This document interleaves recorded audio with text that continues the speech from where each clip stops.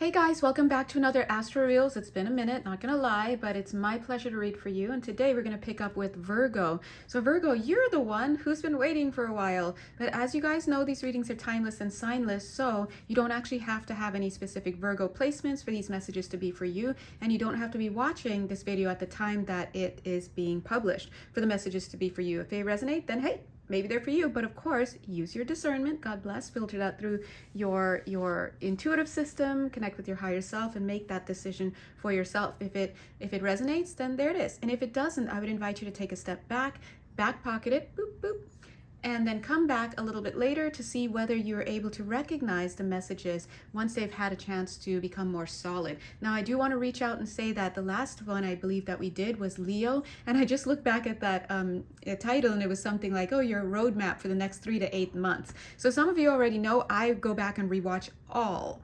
of the videos that I make, because the messages that are coming through are also for me, right? We teach what we need to learn. This is how we roll out here. So thank you, Spirit. And I've already called in our reinforcements. Let's jump right in. 1 minute, 11 seconds. Let's see what's going on for you guys. It's a pretty rough time, right? I was just about to say there's hardly any time to breathe. And if you notice, I haven't really had a chance to breathe. I actually speak very fast, and I love that when I'm in the zone. Annoyingly, YouTube slows down the videos a little bit, so I always kind of feel like it's slower, but it is what it is, right? So here we have tonsils. The universe is calling for you to have trust. Clarity is approaching. That's very interesting because, number one, I'm being called to take your attention away from the word cliffhanger. That message is not coming through for you right now. 1 minute, 44 seconds. So if you are still waiting for something like some type of a shoe to drop, if you think that you're caught between a rock and a hard place, then this is for you to listen up. You're not. Sometimes for you, in this case, if that message is for you, the lesson is you just have to accept what is, right? So if you keep waiting for something to develop out of something, that's not going to be the case. At the same time, remember that one of the major themes for this month of July 2020,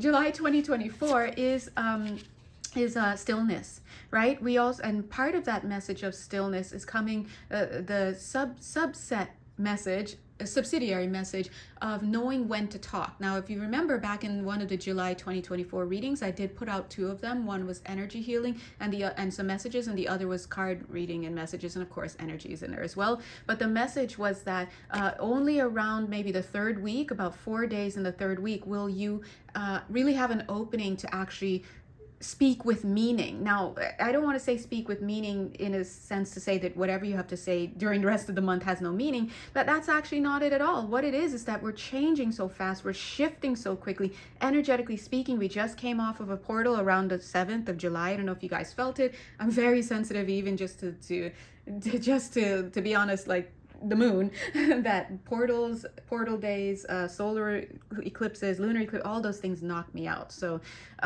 definitely we're feeling those energies. You guys know already we have some retrograding planets going on right now. Neptune, Saturn. We've got other astrological things. Remember, your girl, me, I'm not your astro person, although I do feel the energy. So I would suggest that you connect to a really wonderful astrologer that you like. I've highlighted quite a few in my on my channel in the past, and I think I'll go back and do that again for those of you who may be interested in kind of checking out what's out there. We've picked up quite a few new ones, so yay. So take a look at that. But anyway, so around week 3 of July is when you will have about 4 days when you can actually communicate. Now, the reason why I said that you're shifting so much, you're changing so much, remember, you're doing a lot of timeline jumping as your energies are breaking off, as your guides are. I'm seeing that some of them suturing you as you go. So you're getting a lot of procedures, medical procedures going on in the non-physical. You're also having your frequencies change, and as things come up, it's going to affect your vibration. So you could literally start watching this video in one vibration, and you're engaging with me at one version of me, and then you timeline jump. It's happened in the middle of reading sometimes that literally a card will no longer apply after 5 minutes of talking to the client because they've already shifted. And based on my ability, I guess, to shift along with you, I'm able to follow you along that shift and really kind of connect the connections, I guess. 4 minutes, 44 seconds, right? So I do want to let you know that if you're shifting so much, it kind of comes out to a waste of your words.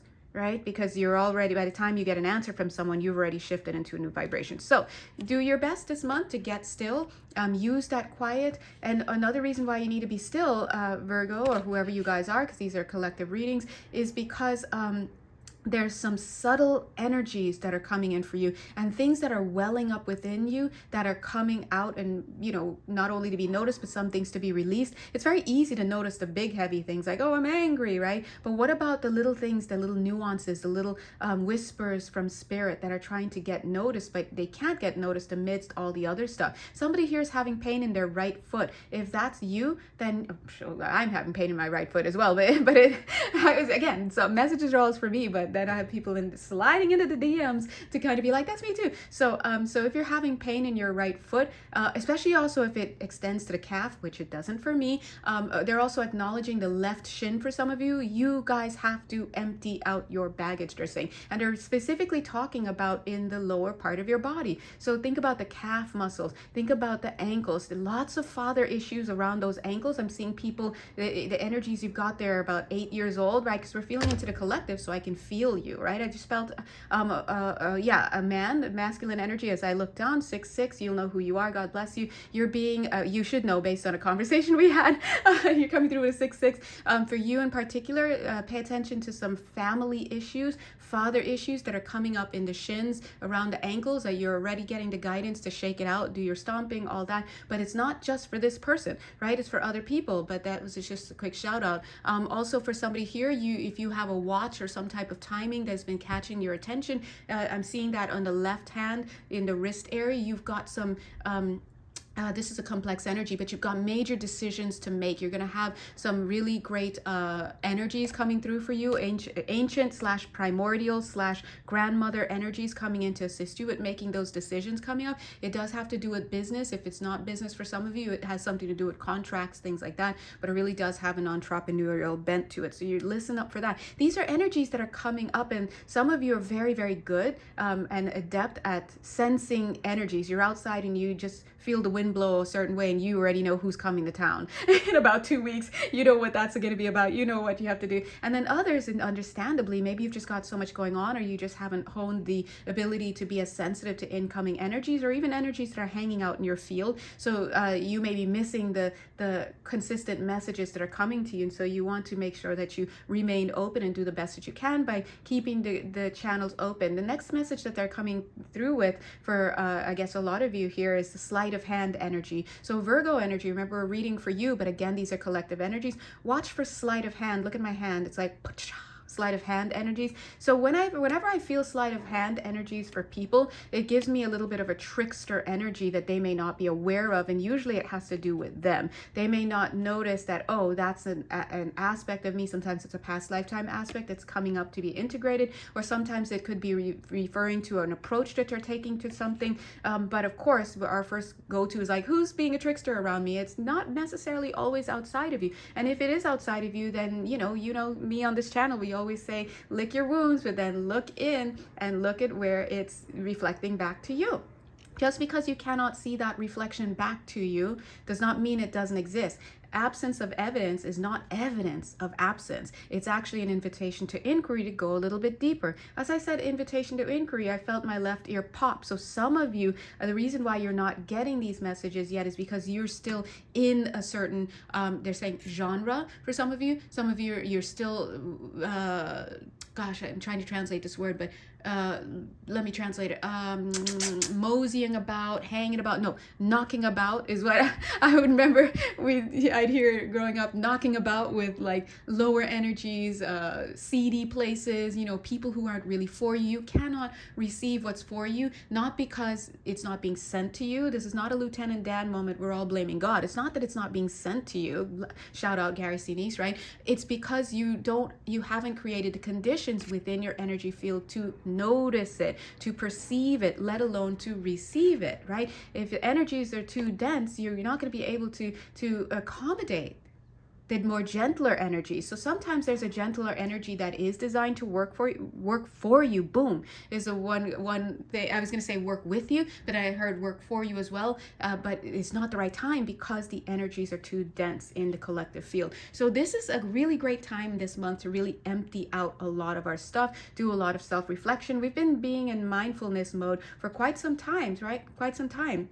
Again, as I told you guys in one of the videos that I did recently, you know, it's hard to hear these things about ourselves. It's hard to face what's going on within ourselves. Sometimes we don't even know. If you're used to 10 minutes, 10 seconds, not even hobnobbing with people like that, you like to stay home, you like to be chill, you like to do your own thing. So sometimes there are things that are not being reflected back to you because you're not in a connection with those mirrors outside of you that we call human beings. And so therefore you can't tell. And especially if the guides are knocking you and saying, hey, by the way, then, you know, if you're not getting it, they got to send someone in to show you. And sometimes it's hard because we don't want to see what is behind door number 1 through 8.